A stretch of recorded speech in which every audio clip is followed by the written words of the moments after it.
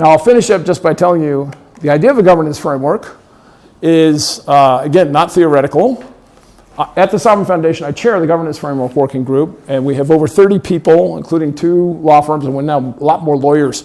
Lawyers are looking at this going, huge dollar signs, right? Whoa, this is the future, I gotta get in here. Also, of course, GDPR and privacy experts.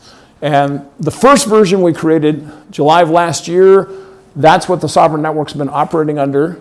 And version 2 of that framework we've been working on for the last year was just approved at a board meeting immediately before this one that I attended remotely from here. So Alex and I are going out for dinner after this, and I'm going to buy a round of drinks for everyone who wants to join us. If you're interested in looking at it, that's the URL. It's in the Sovrin Foundation site. You can read every doc that's part of it. And here's the important thing. We've been building this. It's legally architected so that it's a foundation for other governance frameworks. The way to think about it, I have 2 boys. They're both in their 20s now. But as they were growing up, we had enough Legos to build, a city this high across this entire floor, right? And when you buy large Lego sets, you get this really thin baseboard that they come with, right? That's what the Sovrin Governance Framework is, this baseboard that you build other governance frameworks on. We call them domain-specific governance frameworks. And I'll give you some examples, okay? One we're working on right now is, I know you don't have credit unions over here, but if you're familiar with the term, it's a financial cooperative for doing banking, but it's nonprofit. In the US... But they went bankrupt. It's the savings banks. Yes. Did a little better in the US. They have about 9% market share. It's not huge, but there are about 6,000 in the US. There are about 89,000 worldwide. And they have formed an association called CU Ledger just for blockchain applications for credit unions. The first application is self-sovereign identity. They're going to create a standard digital credential for credit union membership. Any credit union is going to be able to issue you a credential if you're a member of that credit union. We're working through the user experience with them right now, but just imagine you walk into your credit union to do something, and there's a poster next to the teller as you're waiting in line. And it says, scan this QR code, get your digital wallet, and by the time you get up to the line, you've downloaded the app. The teller's sitting there. She'll check your identification, say, yes, you are a member, hit a button, and it'll download your MyCUID into your wallet. You will have the first, not just self-sovereign digital credential, but the first backed by KYC, know your customer. Imagine going to a website saying, I have a credential that can prove who I am from a financial institution. And they're doing this worldwide. And we're already, I'd say, about a third of the way through the process of drafting that domain-specific governance framework.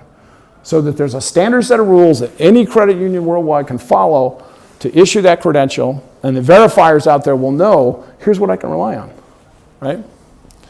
Another example, in the United Kingdom, a company called True, started by a doctor, actually 2 doctors. In the United Kingdom, they have nationalized health service. So, I know it's more common here in the US, than in the US. But part of the problem in the UK with nationalized health service is doctors can be assigned any place. The process of checking in, going to a hospital or health facility, verifying that you are a doctor, you're the right doctor to be there, they're saying it takes up to 15% of a doctor's time to deal with that credentialing issue. And there are significant problems. There are doctors there that have managed to spoof that system for years. One of those doctors, a fairly young one, very tech savvy, just said, this is ridiculous. A couple of years ago, he said, we've got to come up with a better way. And he started looking around, found out about self-sovereign identity, and said, I'm going to build a company to do that. It's called True. It now has the National Health Service, the General Medical Council, the Postal Service in the UK. They've all signed up. They're doing trials right now. It will go live in 2019. There will be a way, any doctor will be able to, with verifiable credential, walk up to a new hospital, scan a barcode, and within seconds, they will know that's really them. And remember, it's biometric verification on your phone. Okay? It will save them millions of pounds, and more importantly, like 15% of the doctor's time. Just think how many lives are actually going to be helped there. Another example, international travel. We all know, what a hassle it can be, the time you spent waiting in lines. And then, of course, fraud and crime prevention across international borders.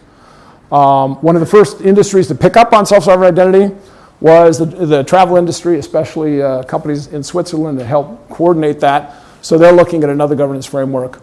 Medical records, another obvious one. There are many more examples, but this is, you get the general idea. Every one of those frameworks, they develop the framework, and now a set of issuers can give you a digital credential, and you can enjoy the benefits as an individual, and so can every business that now is cutting down their costs and cutting out their fraud and increasing their satisfaction for you as a customer.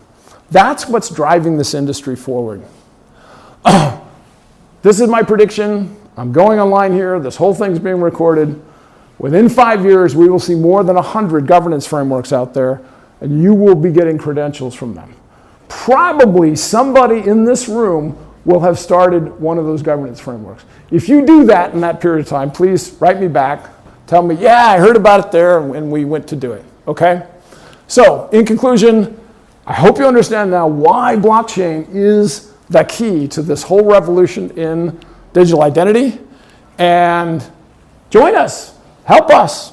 Sovrin Foundation, open standards, open source. We can build this together. We can finally have a trust layer, which I probably don't need to tell you, we could use for the internet these days. Yeah? All right. Thank you very much, and questions away.